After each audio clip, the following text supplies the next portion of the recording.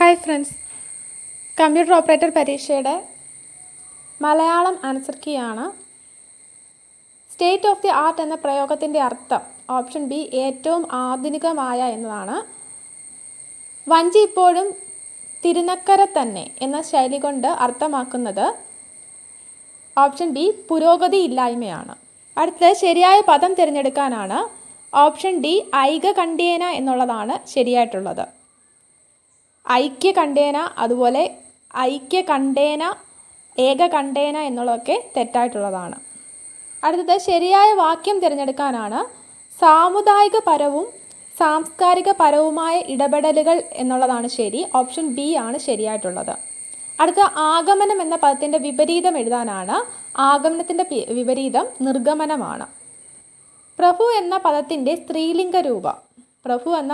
സ്ത്രീലിംഗ രൂപം പ്രഫ്വിയാണ് വരുന്നത്. Option D ആണ് ആൻസർ. താഴെ പറഞ്ഞവയിൽ ശരിയായ തിരഞ്ഞെടുക്കാൻ ഇവിടെ പിപ്പാസ വെള്ളം കുടിക്കാനുള്ള ആഗ്രഹം, ജിജ്ഞാസ അറിയാനുള്ള ആഗ്രഹം, ഇത് രണ്ടുമാണ് ശരി.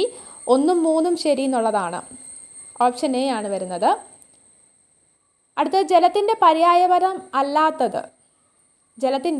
പര്യായമല്ലാത്തതാണ് ചോദിച്ചിട്ടുള്ളത്. ഉദകം, സലിലം, വാരിയൊക്കെ ജലത്തിൻ്റെ പര്യായങ്ങളാണ്. സിന്ധുവിൻ്റെ അർത്ഥം സമുദ്രമല്ലെങ്കിൽ നദി എന്നാണ്.